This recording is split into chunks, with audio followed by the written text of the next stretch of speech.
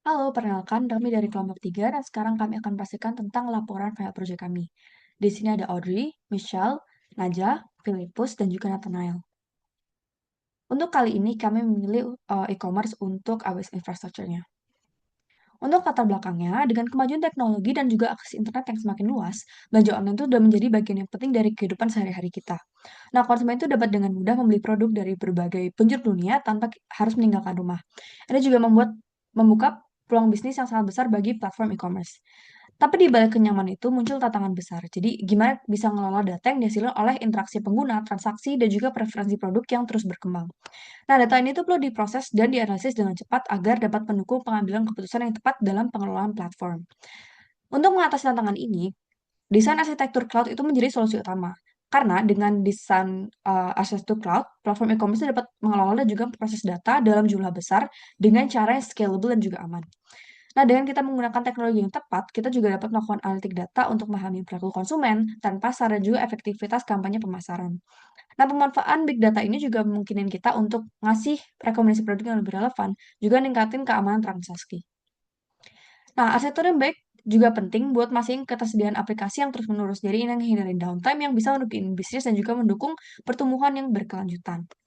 Nah, singkatnya arsitektur cloud itu khususnya AWS di case ini adalah solusi yang tepat untuk mendukung pengelolaan big data, meningkatkan pengalaman pengguna, dan memastikan kelangsungan bisnis kita. Nah, selanjutnya kita akan masuk ke bagian kedua yang akan menjelaskan tentang penjelasan topik yang kami pilih. Nah, topik yang kami pilih itu adalah desain cloud architecture untuk platform belanja online yang dibangun dengan memanfaatkan beberapa layanan AWS. Nah, infrastruktur ini tuh dirancang untuk memberikan solusi yang scalable, aman, dan tersedia tinggi untuk mendukung operasi platform e-commerce. Nah, layanan AWS yang kami gunakan itu termasuk Route 53 yang berfungsi untuk mengarahkan permintaan pengguna ke alamat IP yang sesuai dengan aplikasi atau layanan. Kedua adalah CloudFront yang berfungsi untuk mempercepat pengiriman konten statis dan dinamis. Yang ketiga ada Web Application Firewall atau WAF yang berfungsi untuk melindungi aplikasi web dari ancaman yang berasal dari internet, seperti SQL injection, cross-site scripting, dan denial of service. Selanjutnya adalah Amazon S3 yang berfungsi untuk menyimpan berbagai jenis data seperti gambar, produk, video, dan file-file lainnya. Selanjutnya adalah RDS atau Relational Database System. Itu adalah layanan database yang terkelola untuk menjalankan database relational seperti MySQL, PostgreSQL, dan lain-lainnya. Selanjutnya adalah Lambda yang digunakan untuk menjadi layanan komputasi serverless yang memungkinkan menjalankan kode tanpa memerlukan pengelolaan server.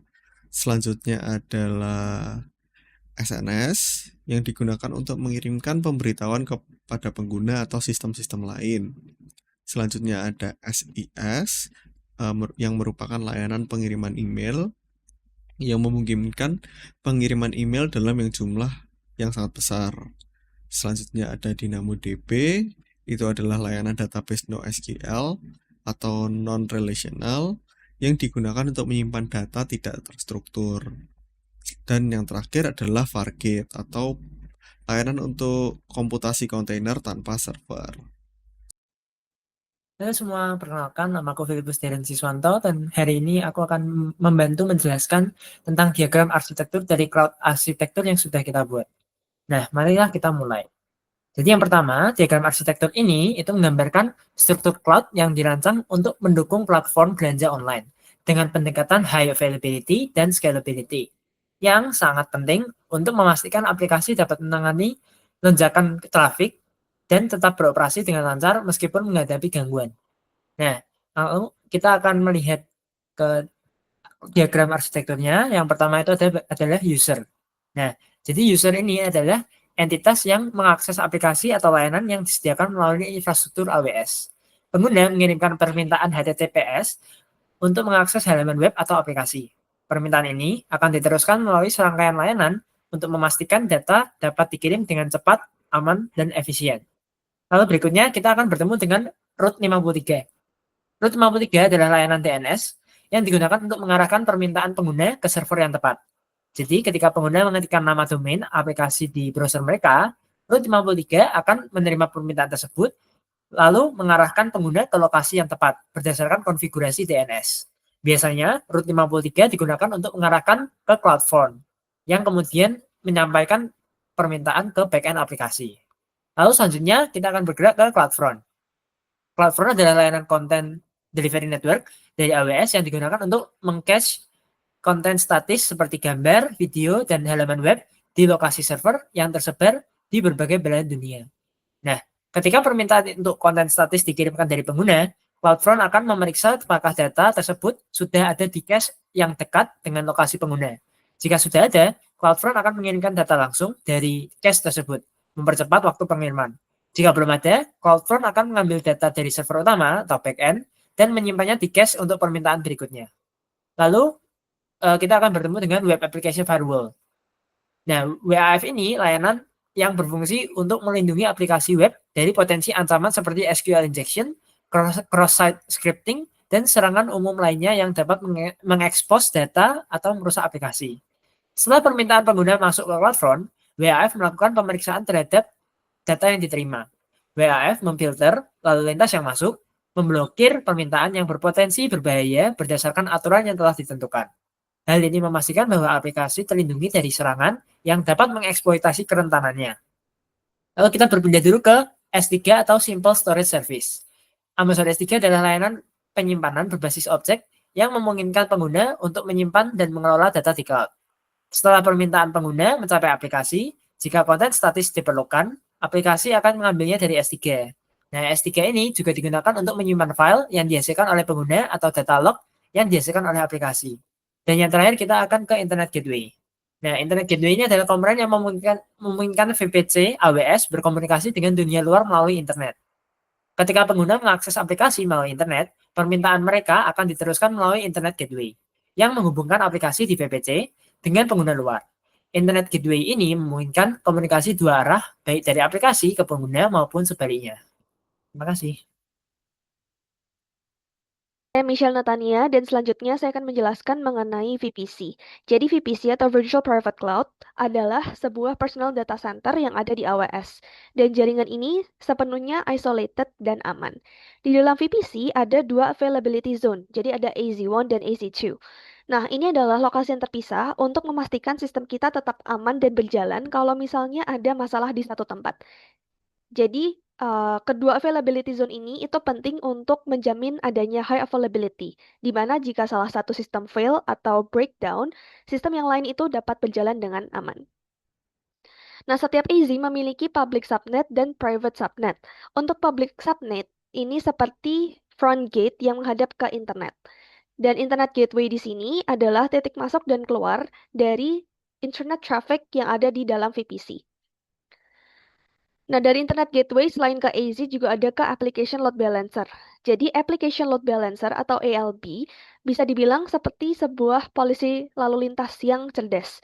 Jadi, ALB ini akan menerima semua request dari internet setelah melewati keamanan dan secara otomatis akan mendistribusikannya ke server aplikasi yang ada di private subnet. ALB ini penting untuk memastikan website kita dapat selalu tersedia dan cepat, bahkan saat trafiknya sedang padat. Nah, lalu untuk di bagian public subnet ada NAT Gateway. NAT Gateway ini memungkinkan server yang ada di private subnet yang tidak punya akses langsung ke internet untuk bisa keluar ke internet. Misalnya untuk mendownload update ataupun terhubung ke API untuk pembayaran dari pihak ketiga. Nah, ini dilakukan dengan aman tanpa mengizinkan adanya koneksi masuk dari internet ke private subnet kita. Dan setiap AZ biasanya punya NAT Gateway sendiri untuk redundancy. Lalu masuk ke bagian private subnet, ini adalah tempat yang paling aman, tempat di mana aplikasi dan data penting kita disimpan, tanpa adanya akses langsung ke internet. Nah, sekarang kita bisa melihat ada beberapa service yang ada di dalam private subnet. Yang pertama adalah Fargate. Fargate ini adalah tempat di mana aplikasi web e-commerce akan berjalan. Fargate ini bersifat serverless, artinya kita tidak perlu pusing untuk mengelola server yang secara fisik. Di mana untuk server ini akan diurus semuanya oleh AWS. Dan aplikasi yang ada di Fargate akan menerima traffic dari ALB dan memproses permintaan dari pelanggan. Lalu berikutnya akan masuk ke dalam RDS atau Relational Database Service. Ini adalah database utama kita. Dan di sini ada semua data yang penting, misalnya dari katalog produk, informasi dari pelanggan ataupun user, detail tentang pesanan, dan inventory.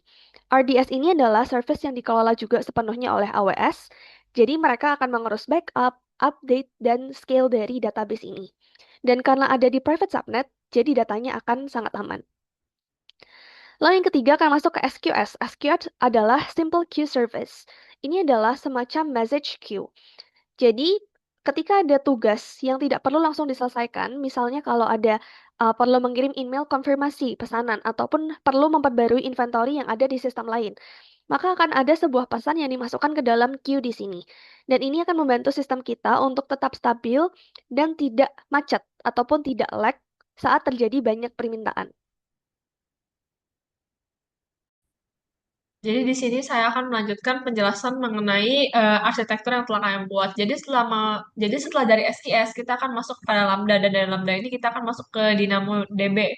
Jadi Lambda ini adalah penghubung antara SQS ke DynamoDB. Jadi setelah Lambda yang pertama, dia akan memproses data dari SQS, kemudian dia akan berinteraksi dengan DynamoDB. Jadi dia fungsinya ini sebagai penghubung antara SQS dan juga DynamoDB.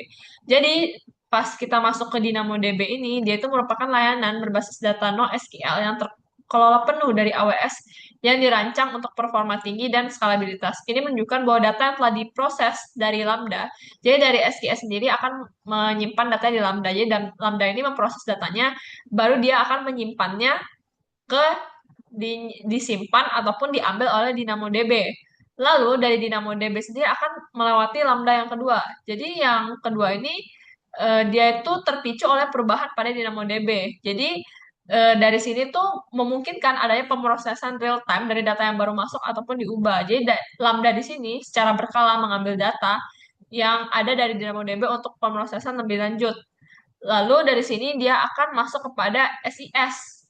Jadi dari SIS di sini sendiri, data yang diproses oleh DynamoDB atau Lambda ini, dia akan menjadi hasil proses dari DynamoDB. Jadi SIS ini digunakan sebagai layanan pengiriman email yang dapat diandalkan dan hemat biaya. Ini menunjukkan bahwa alur ini dapat memicu pengiriman email, misalnya untuk notifikasi, laporan, ataupun komunikasi untuk penggunanya. Jadi daripada data yang udah disimpan di DynamoDB, Lambda sendiri akan memproses data tersebut dan akhirnya dia akan men-trigger ke SIS agar mengirimkan notifikasi, laporan, ataupun komunikasi ke pengguna.